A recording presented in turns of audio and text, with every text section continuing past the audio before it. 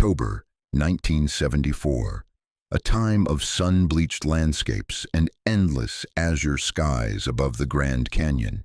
It was in this breathtaking, beautiful wilderness that two worlds collided and then vanished without a trace.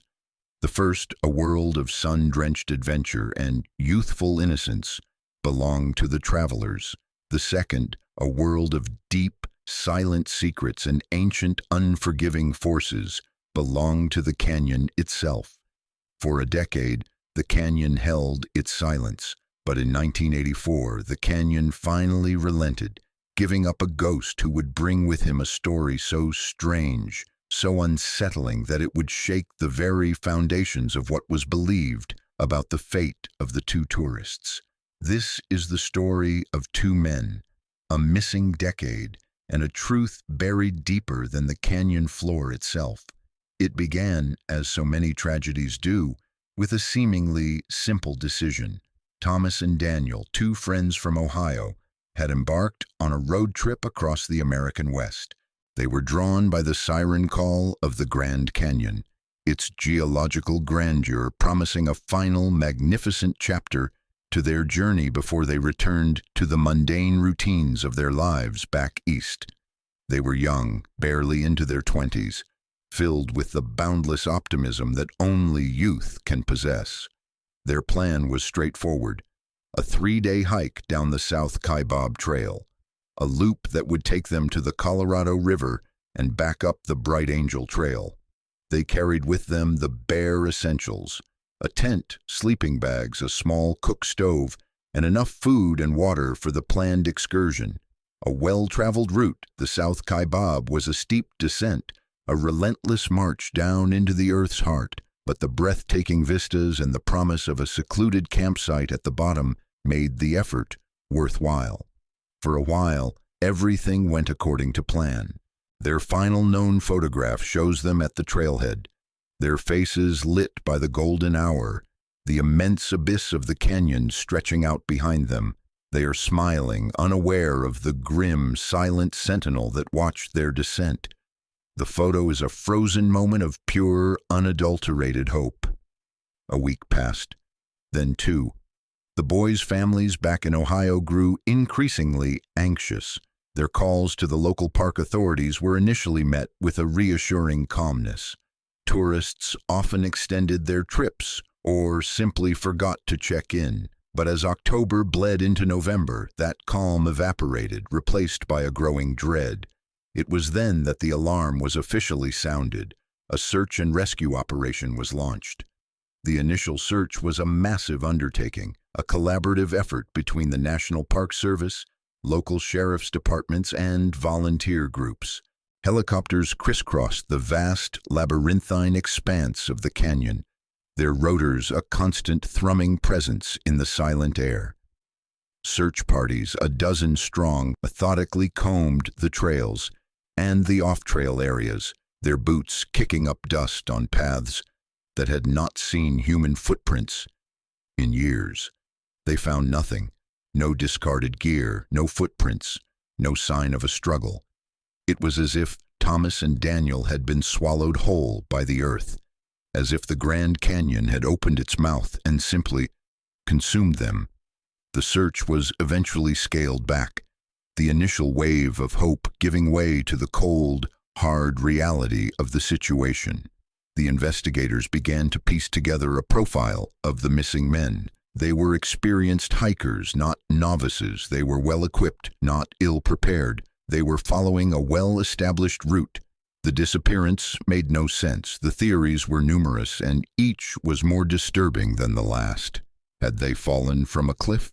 The Bright Angel and South Kaibab trails, while steep, were not known for such fatal accidents.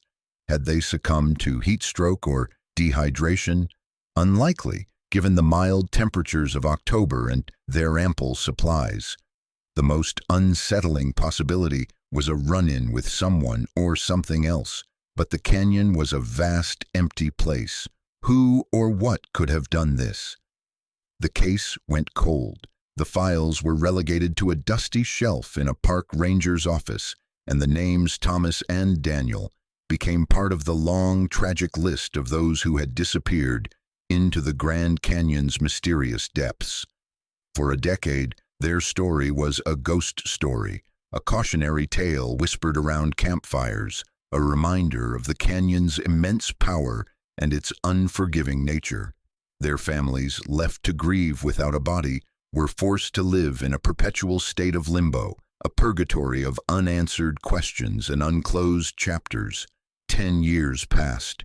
A generation turned over. The world moved on, but for the families of the missing, time had frozen on that fateful day in October 1974. And then a phone call.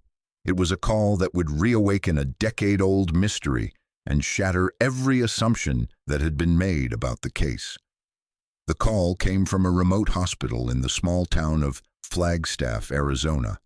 A man had been found wandering on the outskirts of the town, disoriented and malnourished.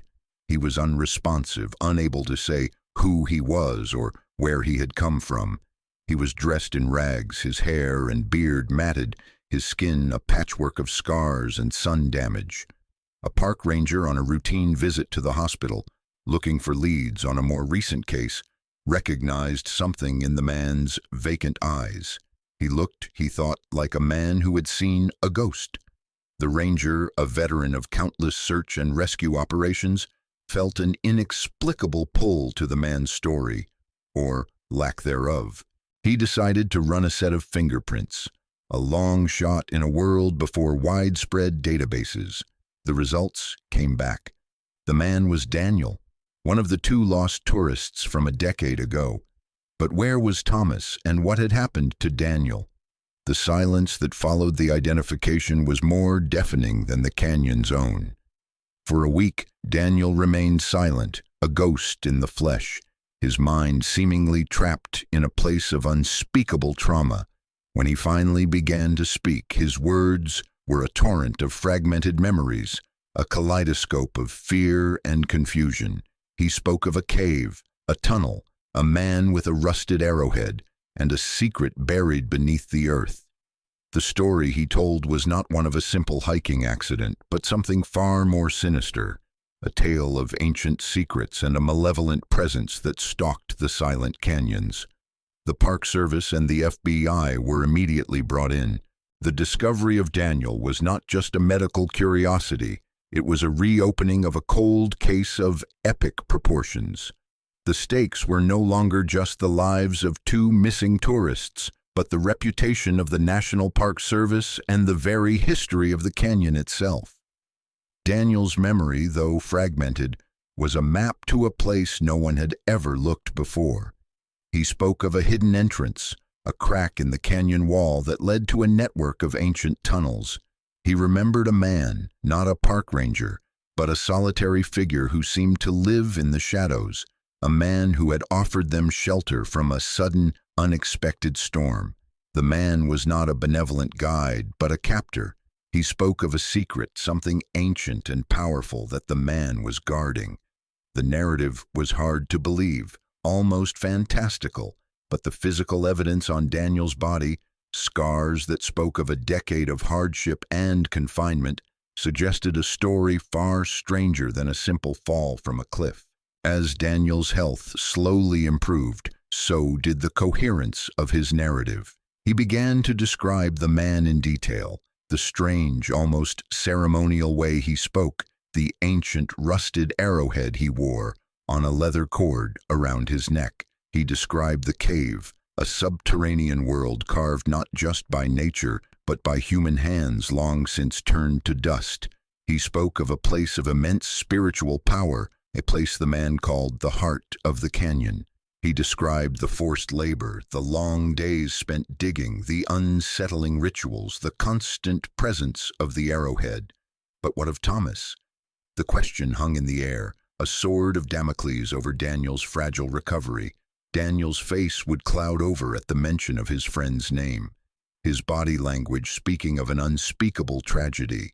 It was a narrative that pointed not to a rescue, but to a long, slow decay, a story with a tragic ending. His words painted a picture of 2 men held captive, Two men who had entered a world of light and hope, only to be dragged down into a world of darkness and despair. The first act of this new investigation was to find the cave, the heart of the canyon that Daniel had described with such vivid, terrifying clarity. A team of seasoned park rangers accompanied by an FBI agent and a reluctant, still recovering Daniel was assembled. They followed his fragmented directions, a trail of memories and landmarks that twisted and turned with the same disorienting nature as the canyon itself. They searched for days, their spirits sinking with each dead end. The vastness of the canyon seemed to mock their efforts, the geological formation shifting and changing with every new perspective. But then, on the fifth day, Daniel stopped. He pointed to a small, almost invisible crack in a massive sandstone wall. It was a place no one would ever notice, a fissure that looked like a simple geological quirk, but to Daniel it was a door to a nightmare.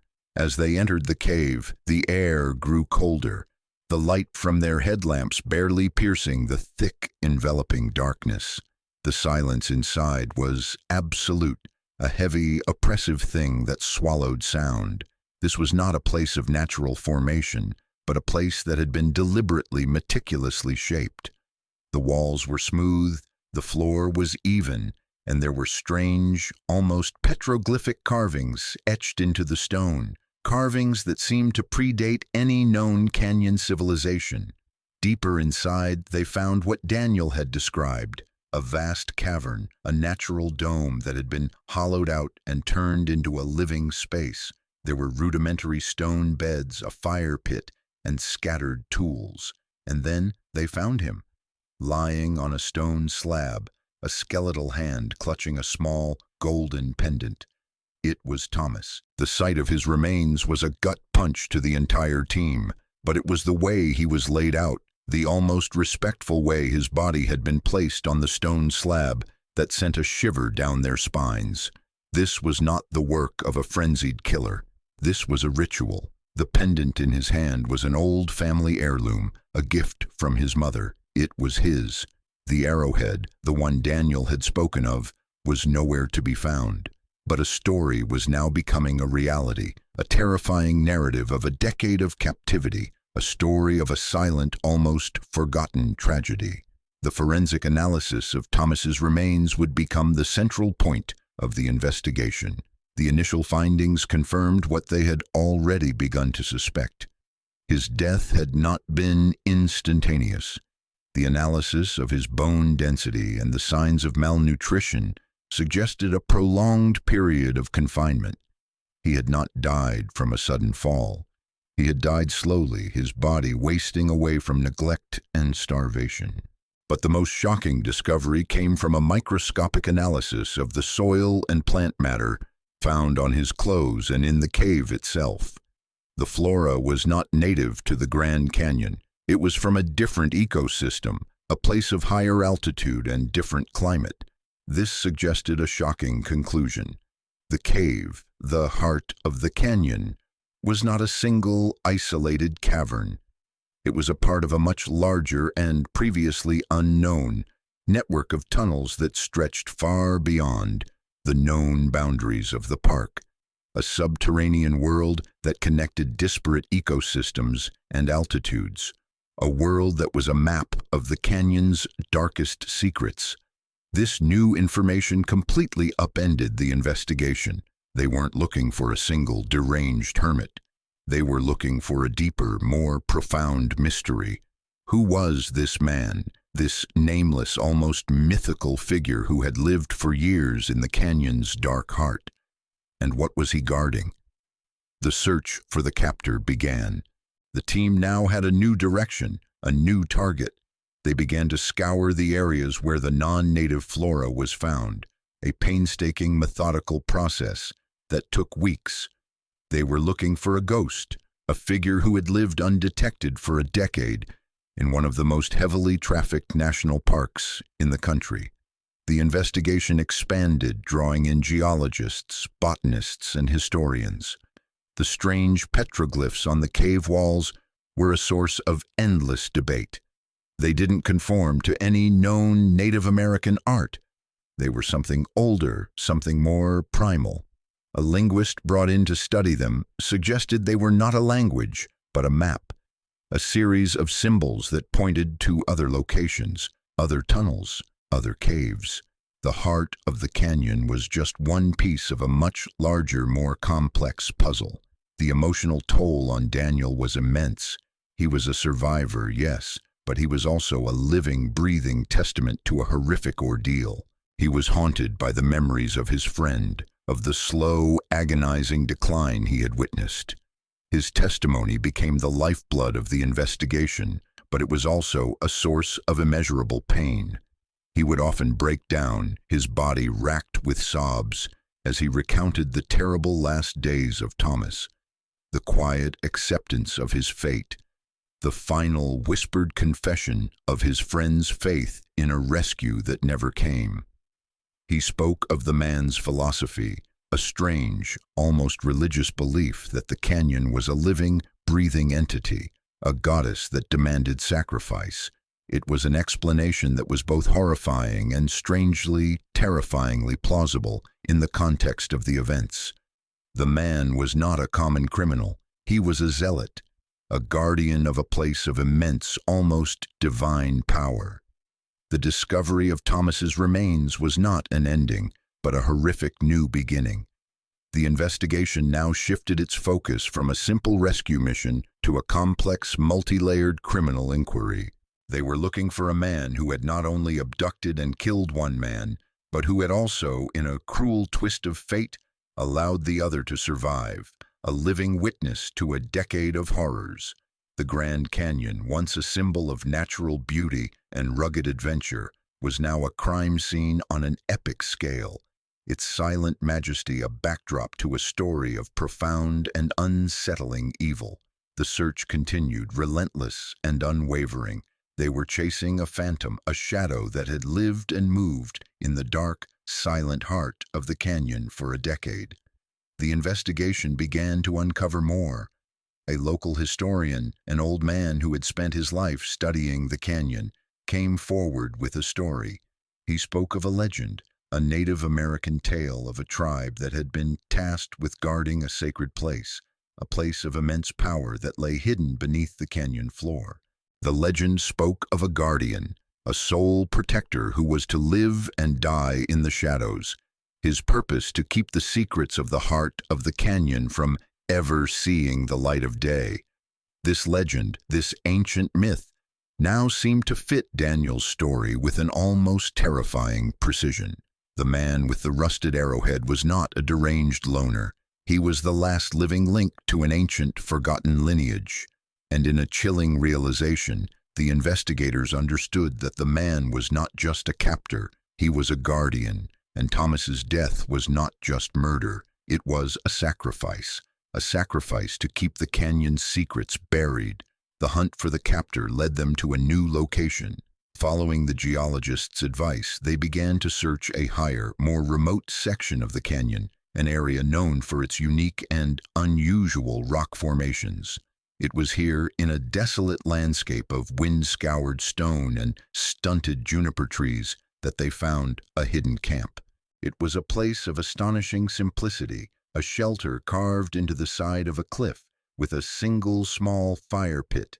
The air was still, heavy with a sense of quiet solitude. The silence here was different from the silence of the rest of the canyon. It was a weighted silence, a silence that felt like a deliberate act of concealment. They found no one, but they found something else, something that would provide the final, horrifying confirmation of Daniel's story. Near the camp, buried under a pile of loose rocks, they found a small wooden box. Inside, there were journals written in a cramped, precise hand. The journals were the captor's confession. The man, a descendant of the ancient tribe, had been living in the canyon for his entire life, a solitary guardian of a sacred trust. He wrote of his duty, of his belief that the canyon was a spiritual being that demanded tribute, that outsiders who trespassed on its secrets must be contained. He wrote of Thomas and Daniel not as victims, but as trespassers, as unwitting catalysts for the final act of his sacred duty. He wrote of their resistance, their fear, and the slow process of their physical and mental decline. He wrote of Thomas's death with a detached, almost scientific tone, as if it were a natural and inevitable outcome. The journals were not the ravings of a madman, but the cold, rational justifications of a man who believed he was doing the right thing. The journals revealed the man's name, Kitchie, a name that was a living echo of the past, a name that connected this modern tragedy to an ancient lineage. The journals also confirmed the reason for Daniel's survival. Kitchie had planned to let Daniel go, to release him back into the world as a testament to the canyon's power, a living reminder of the secrets that lay buried within its heart. Daniel was not a survivor in the traditional sense. He was a messenger, a vessel for a story that Kitchie believed needed to be told. The final entry in the journal was a chilling last will and testament. Kitchie had concluded his final act. He had left the canyon, his duty complete. He had buried his past, his secrets, and his story in the hope that it would be found and his purpose understood. The hunt for Kitchie was over before it ever really began. He had disappeared as quickly and as completely as Thomas and Daniel had a decade before. The investigation was now less about a search for a criminal and more about a reckoning with a ghost. The case was closed, but the questions remained. Where had Kitchie gone? Was he still out there, another silent guardian of some other sacred place? And what of Daniel? His ordeal was over, but the wounds it had inflicted were permanent. He was no longer the optimistic young man who had smiled at the trailhead. He was a survivor, a witness to a horror that had been buried for a decade. The canyon had given him back, but not without a price. His return was not a miracle, but a tragedy, a final, painful testament to the secrets it held in its heart. The story of Thomas and Daniel became a new legend, a modern myth that joined the canyon's ancient folklore. The official report, carefully sanitized, spoke of a solitary hermit, a reclusive individual who had become deranged by years of isolation. It omitted the details of the ancient tribe, the spiritual beliefs, the sacrificial nature of the death. The truth, in its full and terrible form, was considered too shocking, too unsettling for the public, but the people who worked the case, the rangers and the agents, they knew the truth. They knew that the Grand Canyon was not just a geological wonder. It was a living, breathing entity, a place of profound power and ancient secrets, a place that demanded a price for those who dared to venture too far into its depths, a place that held a story that was darker and more terrible than any of its legends.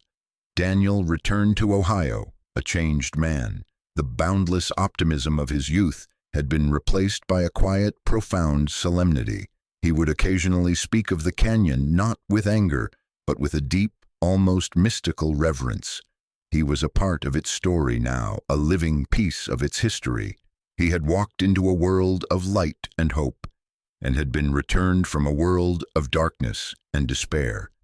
His story, once a ghost story, was now a testament to the enduring, terrifying power of the Grand Canyon, a story whispered not around campfires but in the sterile silence of an FBI office, a chilling reminder that some places on Earth hold secrets that are meant to be kept, and that some sacrifices, no matter how tragic, are not made in vain. And the canyon itself, it remains a silent, indifferent witness to it all. Its vast, labyrinthine expanse hides 1,000 secrets, 1,000 stories that may never be told. It swallowed Thomas and it gave Daniel back, a living, breathing testament to the profound and unsettling reality of a world far older and far more mysterious than we can ever imagine. And somewhere, perhaps, Kitchie still walks, a silent guardian of a new, sacred place, a man who believed he was doing the will of the earth itself, a man whose dark, unsettling purpose had been revealed by a ghost from the past. The canyon's heart beats on, silent and indifferent, its secrets safe for now, and the memory of two young men who had entered a world of light and hope remains forever etched in the dark, silent heart of the canyon. A story of a friendship, a tragedy, and a terrible, shocking truth that was buried deeper than the canyon floor itself.